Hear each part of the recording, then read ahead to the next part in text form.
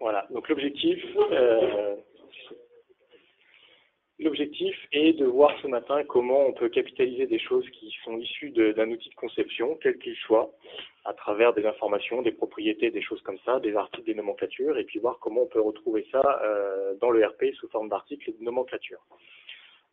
L'idée, c'est qu'aujourd'hui, ce genre de tâche-là peut être fait à la main par un utilisateur qui peut recopier les informations issues de la conception dans le RP. Donc l'objectif, c'est de voir comment on peut automatiser ça en mettant des règles en place avec la gestion des propriétés, par exemple. Donc voilà, on verra le principe dans les grandes lignes. Après, on verra le schéma de flux qui nous permet de faire transiter les propriétés entre la CAO jusqu'à l'ERP, l'interface qui sera mise à disposition pour l'utilisateur. Et ensuite, on verra qu'on peut mettre à l'intérieur de cette interface-là un certain nombre de règles et de gestion de propriétés qui vont faire que derrière, on va avoir une nomenclature et des fiches articles qui sont conformes à ce qu'on a besoin dans l'ERP, d'un point de vue production, compta, achat, gestion des unités, etc., etc. Et puis, on terminera par un exemple concret via une manipulation.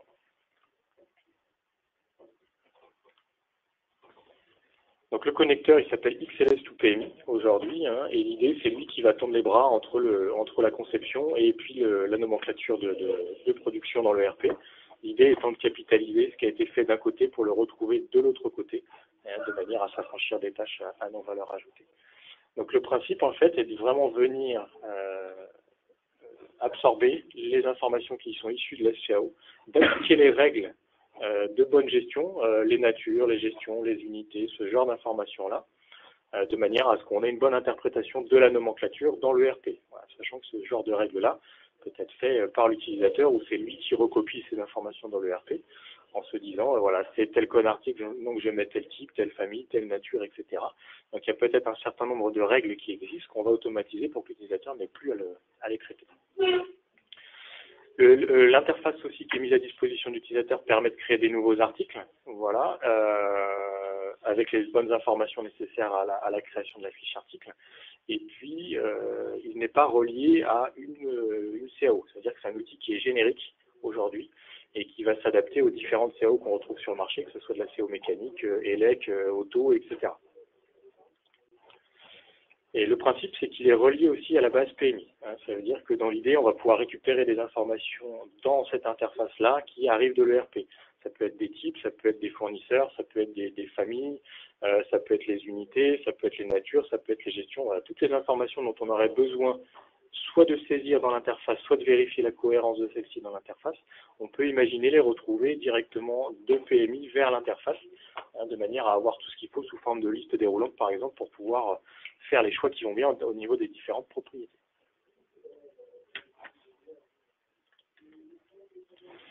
Ensuite, le schéma de flux. Comment ça fonctionne? En haut à gauche, vous allez avoir l'outil de conception dans lequel on va renseigner un certain nombre de propriétés au niveau des pièces, au niveau des assemblages. Donc ici, on a déjà une notion de nomenclature issue de la CAO, quelle qu'elle soit. Donc ça peut être une conception 3D, mais ça peut être une conception ELEC également. Et on va capitaliser ce qui a été saisi déjà d'une part par l'utilisateur dans les propriétés des fichiers, dans les liens de nomenclature, ce genre de choses-là, dans un fichier pivot. Dans ce fichier-là, on va retrouver les informations de niveau, de nomenclature, les quantités, les libellés, etc. Et ensuite, ce fichier pivot-là est absorbé par le connecteur derrière, qui lui va faire le travail d'interprétation pour constituer la nomenclature en fonction des informations qu'il a lues dans ce fichier pivot, ici, qui sont elles-mêmes issues directement de la conception de ce que l'utilisateur a saisi dans ses propriétés en fonction de ses quantités, etc., etc. Donc, une fois que les informations sont lues, ici, on va retrouver à l'intérieur de l'interface un certain nombre de colonnes qui sont paramétrables en fonction des besoins de chacun, qui vont matérialiser une propriété par colonne, on va dire. À l'intérieur de cette interface-là, on va venir appliquer un certain nombre de règles, dont on verra certains exemples tout à l'heure. Et puis, on va commencer à préparer l'import. Ça veut dire qu'on va pouvoir commencer à définir des codes articles de manière automatique. On va pouvoir peut-être corriger des libellés, etc., etc. Donc, faire le lien entre ce qui est issu de la conception et puis ce qui va transiter dans le RP derrière. On va aussi vérifier la cohérence des informations. Ça veut dire que si par hasard l'utilisateur aurait saisi un libellé qui serait un petit peu trop long par rapport à ce que PMI attend sur la fiche article, on peut imaginer avoir des warnings, des rapports, des choses comme ça, de manière à s'assurer que ce qui va arriver dans le RP ne sera pas tronqué, mais qu'on va plutôt proposer à l'utilisateur, soit de réduire son libellé, soit de le mettre dans le libellé 1, dans le libellé 2, des choses comme ça. On va s'assurer aussi qu'il n'y ait pas d'unité incohérente, voilà, que les types, les familles ne sont pas des choses exotiques. On va vérifier tout un tas d'informations qui vont être propres à chacun en fonction des besoins, de manière à s'assurer que ce qui arrive derrière dans le RP est conforme. En haut à droite, on peut aussi avoir la base PMI en l'occurrence, et l'interface ici peut accueillir des données issues des familles, des types, des sections d'articles pour ceux qui travaillent à l'affaire, des fournisseurs, des choses comme ça, de manière à venir compléter les informations avant d'aller créer la nomenclature. Et puis la dernière action qu'on va pouvoir réaliser à l'intérieur de cette interface-là, c'est déclencher l'export vers PMI. Et la finalité, en fait, va être d'aller créer la nomenclature dans le RP avec le produit fabriqué, les produits semi-finis, les composants à l'intérieur, etc. Et puis après, cette nomenclature-là est exploitable dans PMI derrière pour faire le travail de méthode ou d'indus, venir ajouter les gammes, changer des quantités, réorganiser les composants, changer telle ou telle information, rajouter quelque chose qui n'aurait été pas issu de la conception, de l'huile, des choses comme ça par exemple, qui seront 100% dans le RP, que la conception n'a pas besoin de connaître.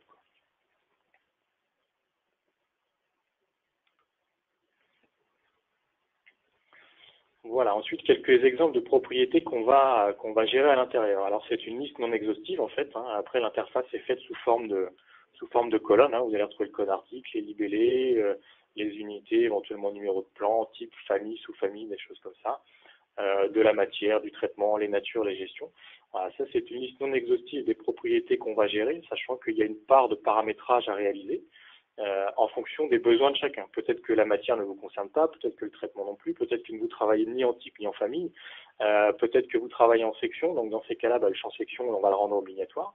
Le reste ne vous concernera pas, on va les enlever, on va rajouter un certain nombre de champs complémentaires dont vous auriez besoin pour et les nomenclatures et la création des différents articles.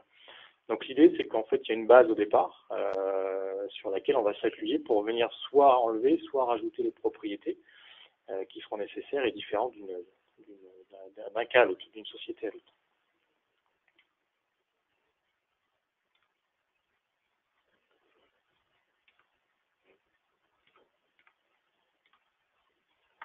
Voilà, donc effectivement, vous l'aurez compris, on va gérer les propriétés, ce qui est fondamental pour avoir une nomenclature et des fiches articles cohérentes derrière. Après, on va aussi savoir appliquer un certain nombre de règles. Alors, j'ai mis 3 exemples de règles qu'on va pouvoir appliquer dans le connecteur, sachant que les règles, elles peuvent être totalement diverses et variées en fonction des besoins de chacun. Ça, c'est pareil, c'est des choses à paramétrer dans l'interface utilisateur, de manière à ce que les interprétations qui sont faites manuellement aujourd'hui, demain, soient automatisées. Donc, ça peut être des choses assez simples, on va dire, dans l'esprit. J'ai une propriété qui est bien identifiée et qui a une valeur égale à vraie, et puisque cette propriété est égale à vraie, dans l'idée, on va mettre une nature égale à 1, un code gestion égale à 2, une unité égale UN, un tarif 5 égale 1,2 € du kilo, etc., etc. Donc ça veut dire que sur la base d'une information qui a été saisie de quelque part dans l'ACO de la part de l'utilisateur, nous, dans le RP, on va en déduire tout un tas d'autres informations qui ne sont pas nécessaires dans la conception, mais qui seront nécessaires derrière dans le RP. De manière à ce que l'utilisateur derrière n'ait pas à faire cette interprétation de se dire ah oui alors c'est vrai, il faut que je mette la nature comme ça, il faut que je mette la gestion comme ça, puisque c'est une règle qui est définie derrière, du coup on va l'automatiser cette règle-là. Un autre exemple de règle simple, on va dire, si les 2 premiers caractères du code article commencent par telle valeur, on va faire correspondre la famille à telle valeur, ou le type, ou la sous-famille, ou la section, des choses comme ça. Et encore une fois, en fonction d'une valeur ou d'une propriété, ou du moins d'un bout de la valeur d'une propriété, les 2 premiers caractères, les 2 caractères de gauche ou de droite, des choses comme ça, on va en déduire d'autres informations de manière à appliquer une règle et d'avoir quelque chose qui est cohérent et commun à l'ensemble des utilisateurs qui vont utiliser la liaison entre la conception et PMI derrière. Un autre exemple, où là on va imaginer plutôt que la personne qui est dans sa conception dessine un engrenage par exemple. Donc d'un point de vue CAO, on a une pièce, simplement, en fait. Sauf que nous, derrière, dans notre RP, on va imaginer avoir plutôt un sous-ensemble engrenage avec un brut à l'intérieur et puis une part d'usinage. Donc on va passer d'une pièce dessinée à un petit bout de nomenclature. Donc, on part du principe, on peut imaginer que la personne qui est dans son outil de conception dessine sa pièce. Et dans sa pièce, au niveau d'une des propriétés matière, par exemple, elles viennent avec une liste déroulante identifier la matière de l'engrenage qu'elle est en train de dessiner. Et de ce fait-là, en fait, la matière est aussi un article connu dans le RP. Le connecteur va interpréter la matière en tant que composant de l'engrenage nécessaire à la réalisation de celui-ci. Et de ce fait, on va passer d'une pièce dessinée à un petit bout de nomenclature dans le RP, avec du coup un petit bout de sous-ensemble, un brut à l'intérieur, et puis une opération d'usinage en termes de main-d'œuvre. Et là, effectivement, on commence à parler de choses en termes de vue de conception, où on a juste une pièce, et on va en déduire une vue de production, où on a effectivement un petit bout de sous-ensemble, parce que derrière, on a besoin d'usiner, on veut mesurer le temps d'usinage, par exemple. Voilà. Alors, encore un peu de théorie et d'exemple avant de passer à la pratique. On va aussi, dans le principe, définir un certain nombre de propriétés qui vont transiter entre la CAO et le RP. Ça veut dire que chaque propriété dont on aurait besoin dans le RP qui serait issu de la CAO doivent avoir une correspondance l'une envers l'autre. Ça veut dire que chaque propriété qui est utile dans la CAO qu'on devra retrouver dans le RP doit avoir un lieu de destination sur la fiche article dans PMI ou sur la ligne de nomenclature. Donc, ce qu'on fait dans le travail, en fait, on fait un tableau qui ressemble à celui-ci, où on définit quelle est la propriété CAO, quel est le champ PMI correspondant, et est-ce qu'il y a des commentaires, est-ce qu'il y a des règles à appliquer, des choses comme ça. Donc voilà quelques exemples, hein. C'est encore une fois non exhaustif, hein, ici, et c'est pas une règle absolue, hein, ce n'est qu'un exemple. Donc par exemple, dans ma CAO, ici, je peux définir une propriété référence, et cette propriété référence va correspondre à mon code article dans mon ERP. Je définis une propriété indice dans ma CAO, cela va correspondre à mon champ CC, par exemple, dans mon ERP. Voilà, je peux aussi définir un code plan, pourquoi pas, qui va correspondre à mon code plan dans PMI. Je peux définir un traitement qui va correspondre au champ traitement, qui est un champ perso de la fiche article, par exemple. Donc en fait, on va gérer et les champs standards et les champs perso, hein, pour les besoins de chacun. Voilà, on va aussi gérer la nature, par exemple. Donc ça, la nature, on n'est pas obligé de l'avoir sous forme de propriété CAO. On peut l'identifier en fait en fonction de l'extension du fichier, si c'est un point ASM, si c'est un point PRT, des choses comme ça. Bah, encore une fois, l'extension du fichier n'est finalement qu'une propriété, donc on va pouvoir aussi en déduire la nature, la gestion, des choses de ce style-là.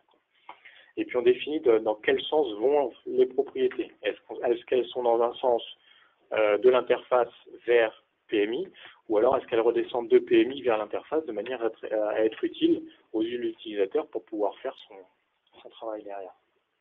Voilà.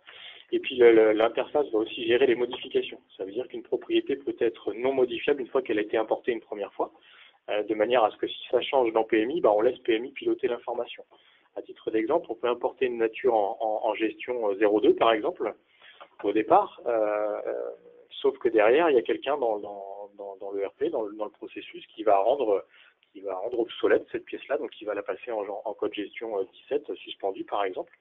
Donc si la pièce revient de la CO vers le RP, il ne faut pas que la gestion soit réécrasée par rapport à l'information qui est dans le RP. Donc dans ces cas-là, on va considérer qu'une fois que l'import a été fait, c'est PMI qui va piloter le code gestion, par exemple. Donc dans ces cas-là, on gère effectivement la modification, est-ce que c'est vrai ou est-ce que c'est faux.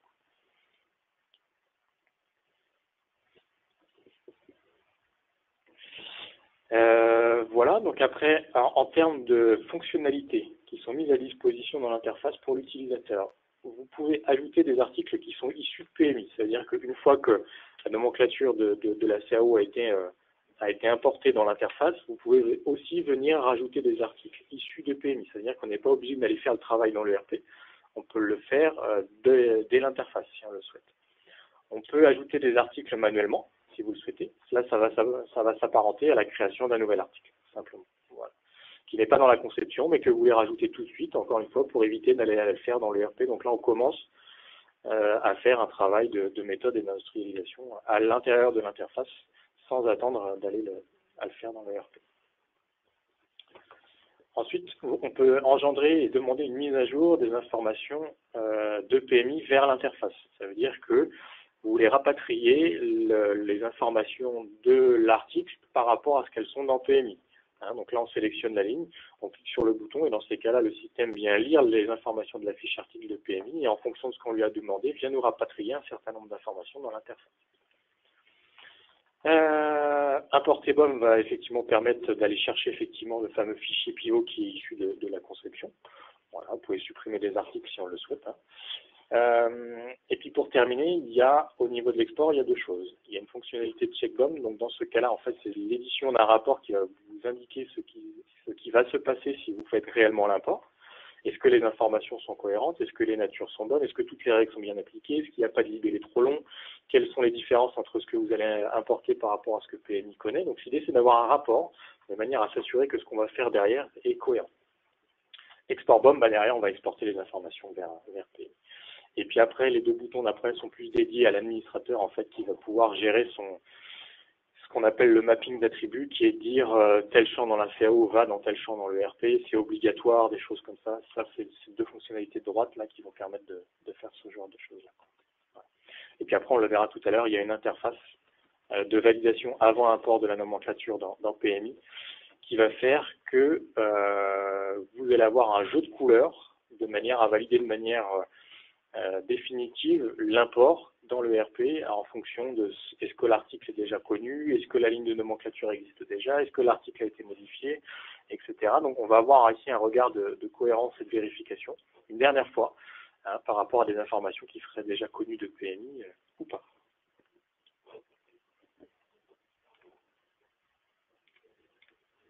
Voilà, donc maintenant on va faire un cas concret. Voilà, on va importer une nomenclature à titre d'exemple.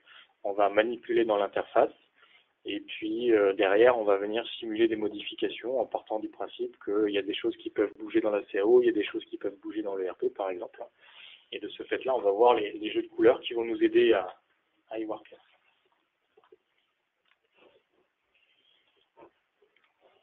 Du coup, on va dans l'interface. Donc l'interface ressemble à celle-ci. Ici, dans la barre d'outils, on retrouve les différentes fonctionnalités qui sont mises à disposition pour ajouter un article issu de PMI, créer un nouvel article manuellement, etc. Donc la première chose à faire est, dans PMI, d'aller créer l'article de tête, si on ne l'a pas déjà fait, sur lequel on va s'appuyer pour pouvoir venir faire l'import. Donc on va créer simplement un produit fini à titre d'exemple. Hop, voilà, on va mettre mon produit fabriqué. Donc on le met bien en produit fabriqué. Effectivement, c'est quelque chose qui est destiné à accueillir une nomenclature. Après, je peux reporter ici mon code article, si je le veux. Sinon, je pourrais aller le chercher directement dans la base PMI, si on le souhaite. Donc là, par exemple, j'ai tapé un code article et la fonctionnalité ici, mise à jour article, va me permettre de récupérer les informations qui sont issues de PMI dans mon interface. Je récupère mon libellé 2, etc., la nature, la gestion qui sont venus s'afficher ici. Et voilà, après, je peux retrouver des listes déroulantes en fonction des unités. Donc, par exemple, ici, l'unité est quelque chose qui est obligatoire. Donc, comme c'est pas saisi, l'information, pour l'instant, est en rouge. Voilà. À partir du moment où je saisis quelque chose, ça devient cohérent pour lui. Et on n'a plus le fond rouge qui nous indique que c'était une erreur. Vous allez retrouver vos types, vos familles. Donc ça, c'est des choses qui sont issues directement de la base ERP, des paramètres généraux que vous avez complétés, qu'on va pouvoir compléter ici dans l'interface pour préparer nos données avant import, ou qui peuvent être issues de règles, comme on l'a vu tout à l'heure, pour compléter ces propriétés de manière automatique. Une fois que ça c'est fait, on va pouvoir venir importer la nomenclature ici. Donc on va aller chercher notre fameux fichier pivot, sachant que en fonction de la CO que vous utilisez, cette étape-là peut être faite de manière automatique. En fonction de la CO qu'on va utiliser, on n'est pas obligé d'aller chercher le fichier pivot. L'interface peut le faire d'elle-même. Donc là, il y a un travail de compilation. Il est en train de lire les informations pour tout compiler ce qu'il a retrouvé en termes de lignes de nomenclature, de niveau, de propriété, etc., pour nous proposer tout ça dans l'interface.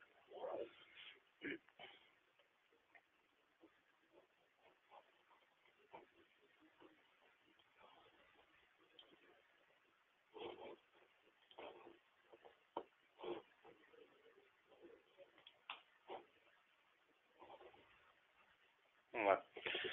Donc tout ce qui est en rouge, pour lui, n'est pas cohérent. Typiquement, je n'ai pas défini de code article.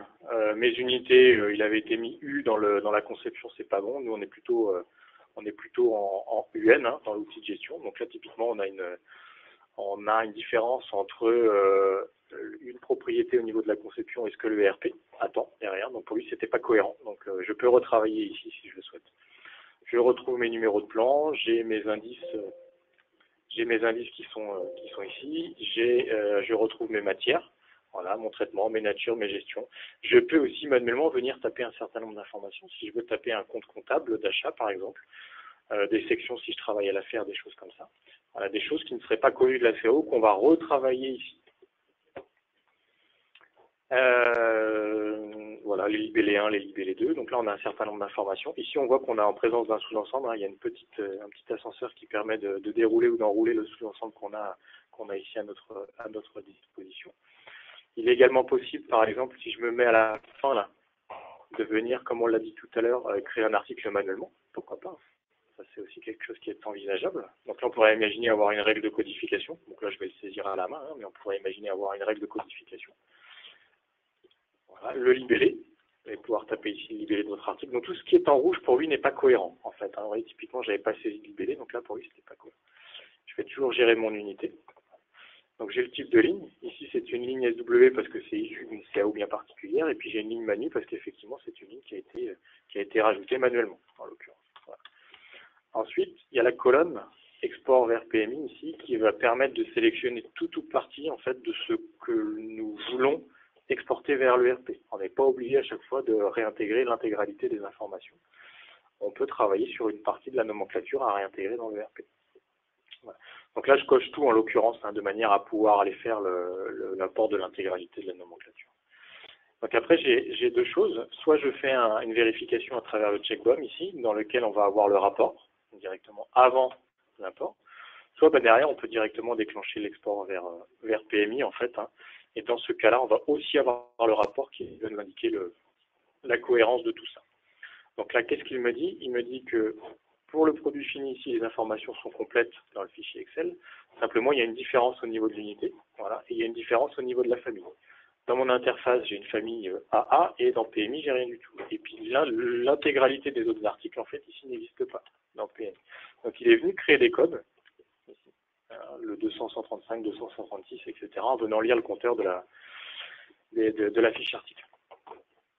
On va confirmer l'export. Et là, l'interface fait le travail de préparation d'import de la nomenclature vers l'ERP qu'on n'aura plus qu'à valider, de manière à ce que ça s'intègre de manière définitive dans notre outil de gestion derrière. Voilà, et comme on le disait, les deux boutons sont là en fait, hein, afficher paramètres et mise à jour paramètres PMI. Là, il faut avoir un accès administrateur pour pouvoir accéder à ces différents réglages-là, qui vont permettre de définir la gestion des propriétés, de dire le libellé 1 qui est là correspond au libellé 1 dans PMI, l'unité qui est là correspond bien à l'unité, etc., etc.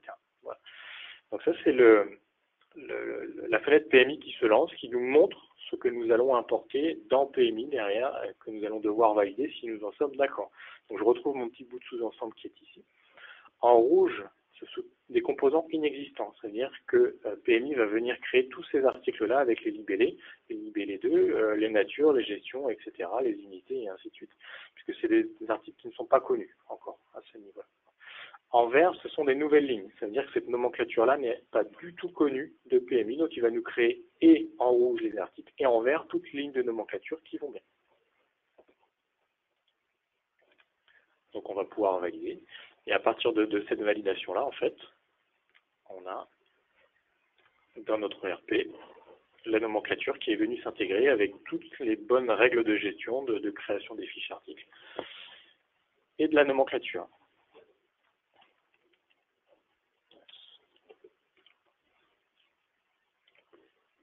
Voilà, je retrouve ces informations-là qui sont venues s'importer ici.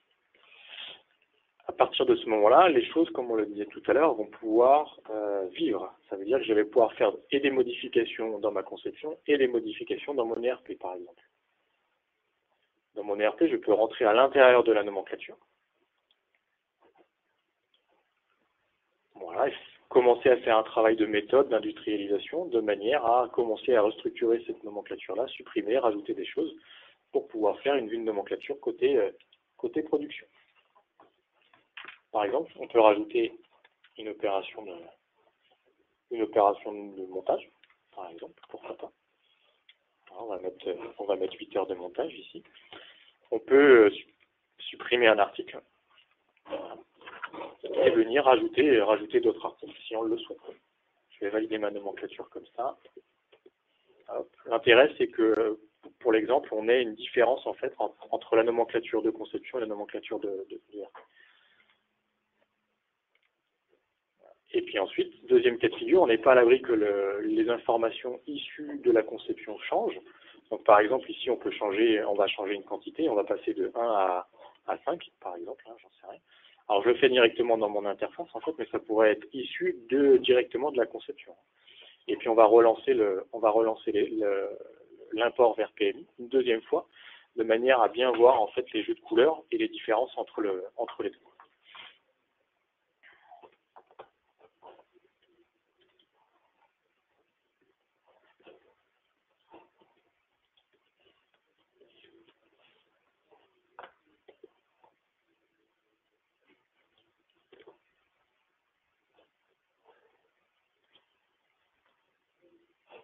Voilà. Donc là, effectivement, le rapport de tout à l'heure n'est plus le même, puisque étant donné que ces articles ont été importés une première fois dans PMI, la deuxième fois où je refais un import, les informations sont connues à partir de ce moment-là dans PMI. Donc j'ai toujours mon rapport qui m'indique que maintenant, c'est complet, sauf les modifications ici. Hein, je suis venu rajouter un article, supprimer des choses dans le RP. Donc pour lui, ici, on commence à voir la différence entre le premier et le deuxième import. Voilà, je valide mon import. Et puis on va attendre que la fenêtre de vérification s'ouvre. Et là, on va avoir un jeu de couleurs. Donc on n'aura plus d'articles en rouge puisqu'ils sont déjà connus de PMI. Ils ont pris un code, ils sont identifiés. On n'aura plus de lignes en vert puisque la nomenclature a été importée une première fois. Par contre, on va avoir des modifications avec un article qui est présent dans le RP et pas dans la CAO.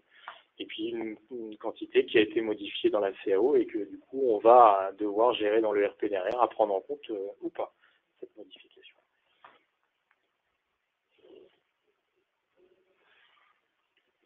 Voilà.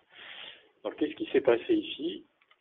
Premièrement, tout en bas, je retrouve en gris, en fait, mon opération de montage. Et en gris, c'est une ligne ERP. C'est-à-dire que c'est une information qui a été saisie dans la nomenclature de l'ERP, mais que la CAO ne connaît pas.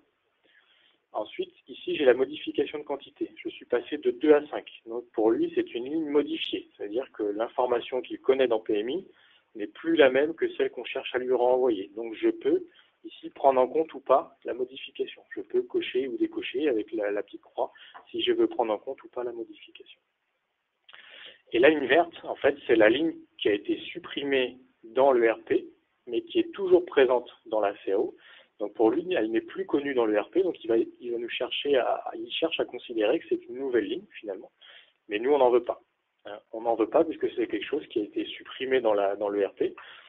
Ça reste dans la CAO, moi j'en ai pas besoin, donc de ce fait-là, je mets la petite corbeille ici pour ne pas réimporter cette modification. Donc là, on a une vue arborescente de la nomenclature. Et l'onglet d'à côté, vous avez la même chose, mais sous forme de composants, une liste de composants à plat. Voilà. Et derrière, il n'y a plus qu'à valider, de manière à revalider l'import de la nomenclature en fonction des choix qui sont faits ici.